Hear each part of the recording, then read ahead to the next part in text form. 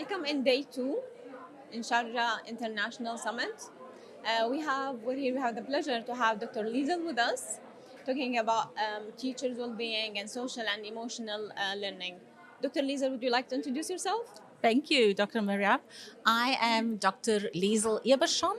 I am the president of the World Education Research Association, and I am a professor at the University of Pretoria in South Africa. And it's wonderful to be here at the summit. Thank you. Thank you so much for taking the time to talk with us. Let's start from the panel you did today. You mentioned in the panel the priority in the next coming year, the priority of really focus on social and emotional development, well-being for teachers. Would you please tell us more about this? Yes, sure. We all know that there's a lot of focus during teacher education on content knowledge and pedagogical knowledge and instructional knowledge. However, it appears that there may be a gap in how we in teacher education focus on teachers' own socio-emotional competence, teachers' ability to know how to manage their own emotions and also pro-social engagement with other teachers, how to establish relationships, how to maintain relationships, and how to model that collaboration and good relationships to students. And there's quite a large group of people working on that, the importance of socio-emotional competence in teacher education. There's also a focus on socio-emotional competence within the school ecosystem. So how a school leader models socio-emotional competence to teachers and to students. How a school community, parents, caregivers, are actually in a good relationship with schools. Good relationships are not possible if we do not have good socio-emotional competence. And so the socio-emotional development needs to happen for teacher education, but also in the curriculum with students, and also how we enact it in school communities with parents. Thank you. This is very interesting.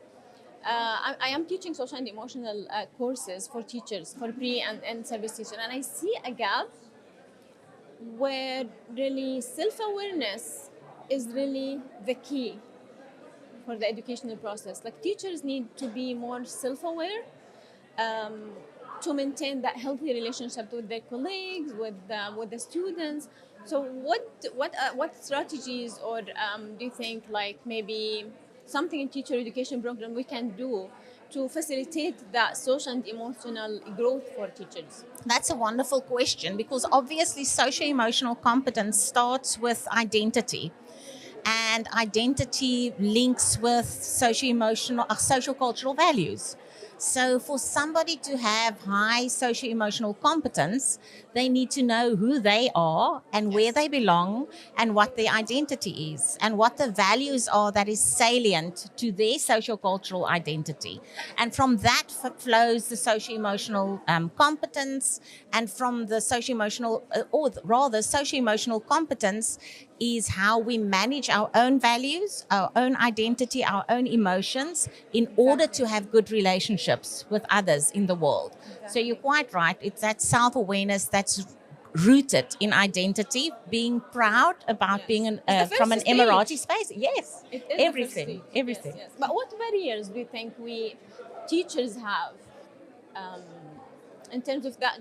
I would call it journey. When I teach teachers, I would say self-awareness is a journey. Yes. Like it's ongoing journey. But what barriers do you think teachers have in terms of social and emotional growth? So I think a barrier that many teachers, but actually probably all people face, is the outside noise. So instead of people thinking, who am I? What do I like about myself, about my community, listening to what others are saying of who they should be, what they should conform to, and forgetting pride of place, pride of identity. So I think that's a major barrier. I think once people can embrace proudly their own identity, their own self-esteem, especially in connection to where they come from and where they belong, that's the golden thread that will help them be kind to themselves and be kind to others. Thank you. And that's really well connected to what you mentioned earlier this morning in the panel, the pride of having your unique identity. Yes. And maybe sometimes the different identities we have in terms of having that pride and being confident about it. I think this has a lot to do with self-awareness. Absolutely, and a lot of that goes back to language and to having opportunities to get to know your own culture, opportunities to be to rejoice in rituals and practices that shows who you and your people are, and not to feel that you must bury that and be silent about that, but Exactly. to be proud and to profess that to the world. Thank you so much. Thank you. Appreciate your time. Of course. Thank you so much, Dr. Liesel. Thank you. It was good, Dr. Maryam.